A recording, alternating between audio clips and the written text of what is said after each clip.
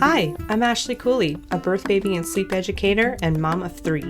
Ever notice how much information there is out there on what's best for your baby?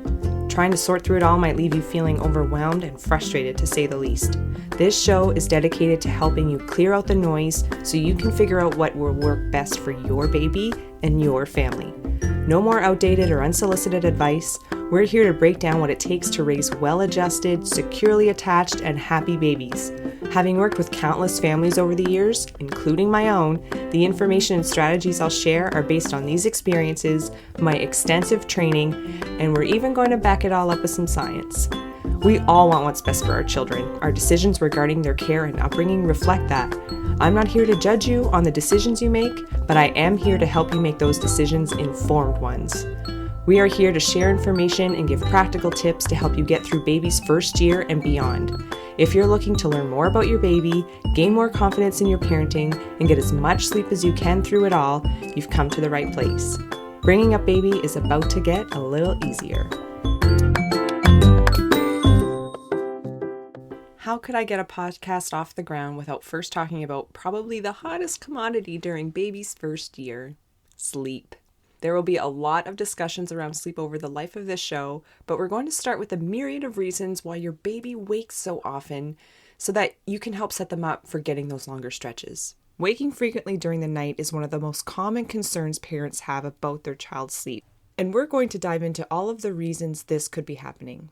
For instance, a lot of what can wake baby up comes down to their physiology. They need nutrition, so we're going to look at whether or not we can help curb hunger during the day to help with overnight.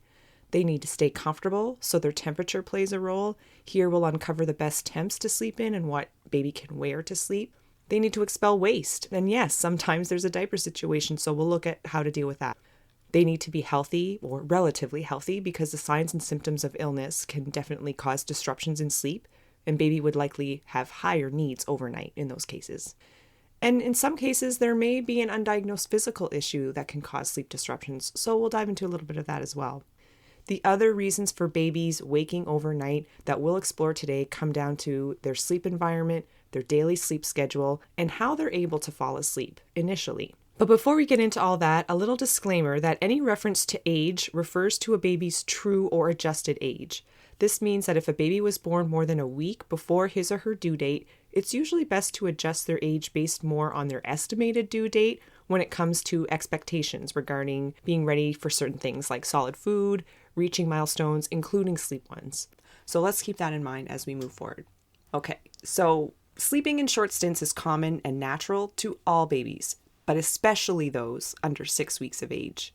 During these first few weeks, newborns need to feed frequently to meet their big growth demands, but they also don't have their own functioning circadian rhythm yet. Our circadian rhythm, which is our internal body clock that basically tells the body when to sleep and when to wake up, is largely based on hormones and light exposure, or lack thereof. Think about it. Babies are in complete darkness when they're in the womb, until one day they aren't anymore. There's no way we can expect them to just sleep when we want them to, so it's important to expect short stints of sleep through the day and night for the first month or so, at least. While many babies begin to have slightly longer stretches of overnight sleep by the 6 to 8 week mark, it actually takes closer to 4 months before we see baby sleep patterns and processes become more mature. So for the first 6 to 8 weeks, basically expect lots of necessary wake-ups for those newborns. Unfortunately, this time frame is also when fussiness and crying tends to peak, but that's another story for another episode. After this stage, of course, your baby still needs to eat at least a couple times overnight, but frequent waking outside of this can still be a thing. It would be common to expect your baby to still wake up for 1 to 2 feedings, and sometimes more, for up to 6 months or more. But many babies will drop feedings, and most healthy babies can do without overnight feeds by 8 to 9 months, if not sooner. Remember, there's a wide variety of what to expect here, and there will be many more discussions around feedings and sleep in future episodes. But for today, we're going to cover some other reasons your baby will wake overnight. But because frequent wake-ups are common and necessary for infants, for the rest of this episode, we're going to mostly refer to babies over 4 months of age, where wake-ups can and often are still happening for feedings, But generally speaking, with that aside, we want babies to sleep as long and as comfortable as possible, what we in the sleep world like to call more consolidated night sleep. Why do we want more consolidated night sleep, you ask? Well, there can be lots of reasons for this, but from the sleep perspective, it can mean longer stretches in deep, non-REM sleep. This is where cells rejuvenate, the body restores itself, and rebuilds strength in muscles, bones, and the immune system. After 4 months of age, most babies are able to and benefit from at least one longer stretch of or consolidated sleep, and usually this happens during the first half of the night. This is often when baby will get into a deep sleep and stay there the longest before needing to wake up, say for a feeding. And there are usually a few more sleep cycles, which are essentially periods of lighter sleep and periods of deeper sleep before baby wakes up for the day. They may or may not wake after each sleep cycle, but that depends on the baby, much like it depends on the person. We adults also go through all these sleep cycles, and sometimes we remember them, sometimes we don't. Sometimes we can just roll over, other times we have trouble getting back to sleep. So we're helping our babies to learn all of this. Now, let's dive in so that we can start helping baby get some longer stretches of sleep. Again, this is for the older crowd, over 4 months of the true adjusted age. But of course, these reasons for waking can still explain the wake-ups for infants. But as we went over before, it wouldn't be appropriate to try and restrict babies' wake-ups during a much different time in their development. What we'll dive into now is largely based on older babies who have the capability of sleeping longer, but they maybe just don't. First, let's talk about temperature. A comfortable temperature for sleeping is usually around 18 to 22 degrees Celsius, give or take. Coincidentally, keeping temps around 18 to 22 degrees in general for your baby is recommended for safe sleep. But what's interesting for lots of people to know is that our core body temperatures lower at night to actually help us sleep.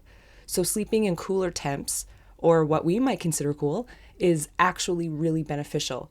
But if your baby is too cold, that can certainly cause for some disrupted sleep.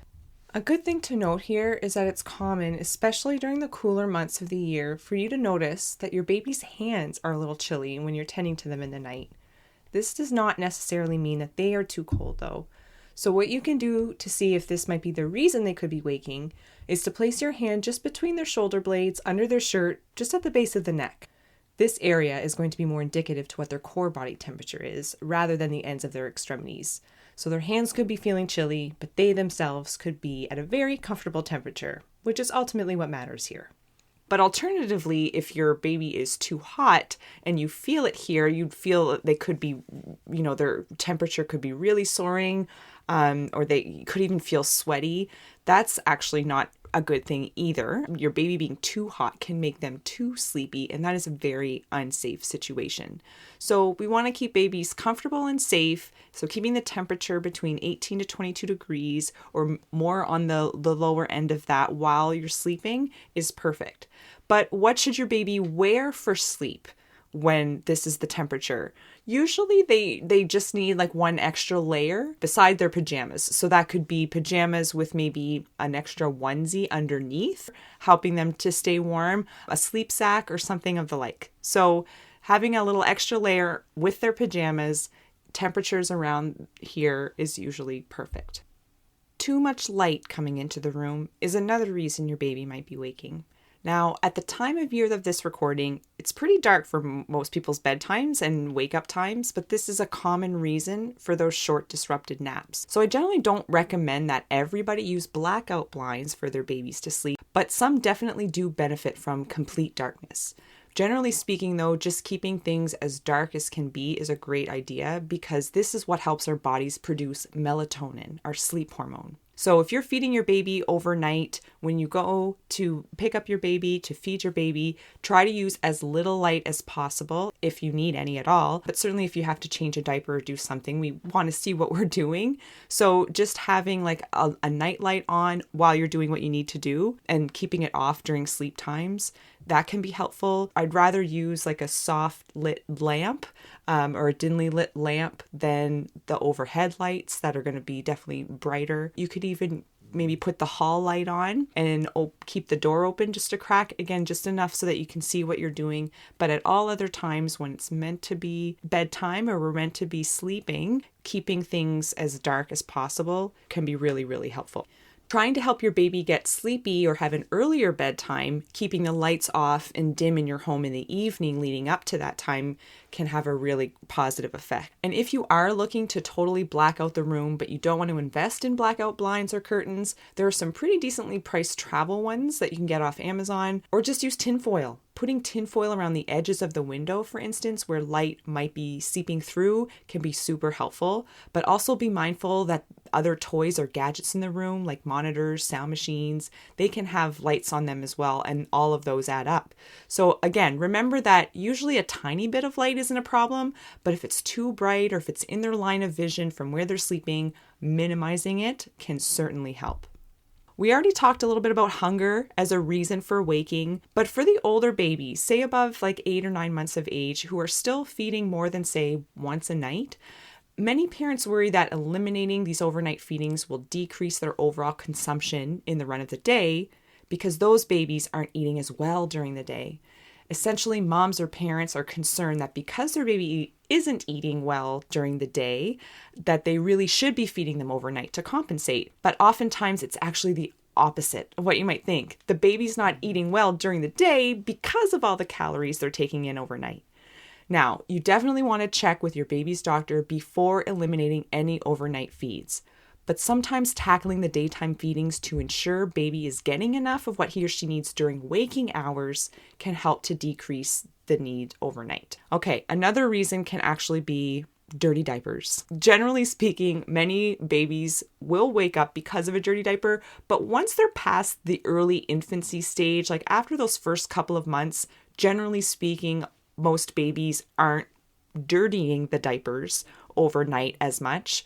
Still urinating, of course, but if we can help eliminate an extra step, an extra wakeful step, like changing their diaper overnight and waiting until morning, that can really help keep them into that sleep mode. If you need to change your baby's diaper though, if you do tend to them in the night and you notice it's a dirty diaper, what I like to tell parents is to go in and be a night ninja. So what that means is you're just going to go and change the diaper as quickly and quietly and with as little light as possible, and then get right back into the feeding or helping them fall asleep or putting them back down to their room and leaving, whatever you're doing for them to be sleeping. Changing the diaper should be very little interaction and still keeping things dark, cool, comfortable in sleep mode. When it's nighttime, we're in nighttime mode. When it's daytime, we're in daytime mode. And all those things can really help for the young babies, the infants that are still struggling with the whole day and night situation, but for older babies as well, so that they know that nighttime is for sleep. Okay, another reason, a more of a serious reason, of course, for waking overnight is if your baby isn't feeling well, if they're sick, if they have a fever or a cold, there's something else health-wise going on. We obviously need to take care of those things. So this is really just a bit of a note to say that if your baby has a cold, if they have a stuffy nose, if they have an ear infection or they have a fever, they have a cough, they have something going on, they're probably most likely going to be waking up more in the night and just having more disrupted sleep in general because their life is disrupted by this right now. So it's just important to know that for anyone who might have a baby who is sleeping more independently, or maybe you're working on more independent sleep habits, if ever your child falls ill or sick during that time or after that's happened, it's not a time to sort of force any kind of independent sleep or longer stretches of sleep or anything like that. Definitely we want to be there for our babies. Extra comfort, extra cuddles, extra feedings, probably needing helps a lot of times to fall asleep again, even if you weren't doing that before. So it's just a kind of time to reset and do what you need to do. But when they're feeling better, you can absolutely resume habits or things you had going on before. But you got to wait until they're back to their old selves. And they might even take longer naps or need to sleep more during the day. And you should absolutely let your child do that. Sleep when they need to sleep. It's going to help with their recovery, but it'll actually also help with their overnight sleep as well. Piggybacking a little bit off of that last point is if your child might have an undiagnosed physical issue that could be causing sleep disruptions. Reflux is a big reason for disruptions in sleep, as is mouth breathing. If your baby primarily breathes through their mouth or even might snore really loudly, hearing little snores or noises from your baby is very common, especially in the infancy stage. But if your baby is snoring and you can, hear it down the hallway, and again, primarily breathing through their mouth, that can actually be an indication of enlarged tonsils or adenoids. So these are things that you would want to check in with your doctor about. These are things that are treatable and can, good sleep can still come from them when they're treated, but they do need to be looked at first. So that might be something, if you suspect anything like that going on, a little visit and check in with the doctor. So a big reason why many babies are waking up unnecessarily, other than needing your help to go back to sleep, is actually because they're not getting to bed at the right time.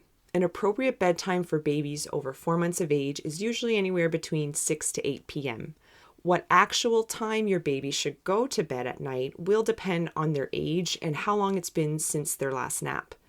Trying to keep a firm bedtime regardless of sleep cues or wake windows, which is how long your baby has been awake for, can be a recipe for disaster when it comes to night sleep. Because if your baby is overtired, it can sometimes make it hard for them to fall asleep, but it almost always makes it tougher for them to stay asleep. So making sure your baby is on the right schedule for their age and stage is really important here. Lastly, your baby could be waking more at night because they're not napping well during the day.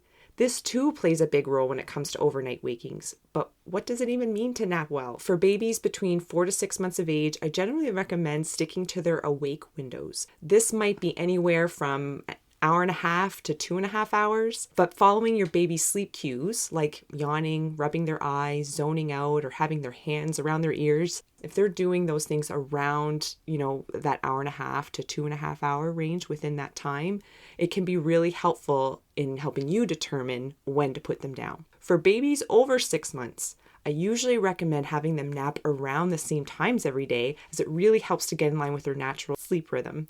This changes as they grow, but wake windows do tend to get longer. So for instance, between 6 to 8 months of age, your baby might be awake from, say, an hour and a half to 2 hours earlier in the day and up closer to 3 or 3.5 hours towards the end of the day. Between 9 to 12 months or more, wake windows increase even more. So they might be closer to like 2 to 3 hours in the morning and get as long as about 4 hours or so towards the end of the day. So, as we've just explored, there are many reasons your baby is waking overnight. But if you've exhausted all your resources and have eliminated any other possible reason for your baby to wake, yet he or she is still doing it, it could quite possibly be happening because they don't know how to do it themselves yet. If your baby is being rocked to sleep, or fed to sleep, or bounced to sleep, or jumping up and down with a skip rope while you're twisting a balloon and making a cake. If it takes something to help your baby to fall asleep and they are waking up frequently, like could be every couple of hours, sometimes it might be every 45 minutes, it might be every 2 hours, overnight, and they are above 4 months of age and they are growing well, gaining weight, following their curve as they're expected to, and are otherwise healthy, they might still be waking and feeding overnight, but all those other wake-ups are unnecessary. You know what I'm talking about here. So in these instances, when you've exhausted all those other resources, you've gone through it all and said, okay, I've eliminated all these reasons. It's dark in the room. It's nice and cool. Their temperature's good. They're feeding well during the day. They're napping well. They're all of these things, and still those wake-ups are happening. If your baby is going to bed and falling asleep initially with help, then how can they be expected to fall back asleep in the middle of the night without help? And so we say, well, let's not get them to wake up in the first place, but they're waking up because they're getting into a lighter state of sleep. So we all have sleep cycles where we fall asleep and we go into a deep sleep, and then we kind of briefly wake up or get into this lighter state of sleep and can briefly wake up. A lot of us as adults, we tend to fall back asleep or roll over. Sometimes we don't even remember that that's happened. But when that happens with babies and they don't know that they can just roll over and go back to sleep or get back into a deep sleep themselves, they are going to wake more fully because they're kind of realizing that they are no longer being rocked to sleep or fed to sleep or bounced to sleep or doing all of the things to sleep. So they cry out, they call out for you to get back to doing those things that you do to put them to sleep because they want to go back to sleep too. Now, I'm not saying that you should not do these things to help your baby to fall asleep. For newborns, infants, any baby for that matter, it really depends on lots of things, but you should absolutely feel like you can and should help your baby to sleep. Babies need help to sleep. They are born with the ability to sleep, but they are not born knowing how to do it. It's our job as parents to help them with their sleep. Now, there may come a time, or there can come a time for some babies, if it's right for some families, to help them learn those independent sleep skills, because it is a skill that they do need to learn, but there can be a time and a place for that. Again, today's episode is really about the reasons, knowing the reasons, understanding the reasons why your baby is waking through the night, so we can understand more about our babies and what's going on. Now, before we wrap things up, I'd like to introduce a segment called Mental Health Minute. This is where we'll look at our topic in each episode and relate it to our mental health. Many parents, and I'll say it, moms, who are usually the primary caregivers overnight, will worry that their baby is waking overnight because of something they did or didn't do. We can really beat ourselves up trying to figure out why our baby is waking and what we can or quote unquote should be doing to help them sleep better. Also, not to mention that not getting enough sleep as parents can really affect our mental well-being. When we don't get enough sleep, we are more likely to react or overreact to things. We might be quicker to anger or feel irritated, and our ability to parent in a way that fosters secure attachment and bonding may suffer. So yes, sometimes helping your baby sleep better is to help you sleep better, and that is not selfish. It's not even just about survival. It's about thriving. Remember that frequent wake-ups are very common, normal, and necessary for the newborns and infants under 4 months of age crowd. And you don't even necessarily have to take all of this as a sign that you need to change anything. This is about information, giving you the tools to understand your baby's needs so you can do what you need and want to do with it. And that can really improve your mental health. Looking for more? Check out birthbabysleep.ca where you'll find new baby resources, prenatal classes, and sleep help during the childhood years. You'll also find me on Facebook and Instagram at birthbabysleep. Don't forget to subscribe and remember to leave a review or a rating so that others can find us. I'm Ashley Cooley and we'll see you back here next time.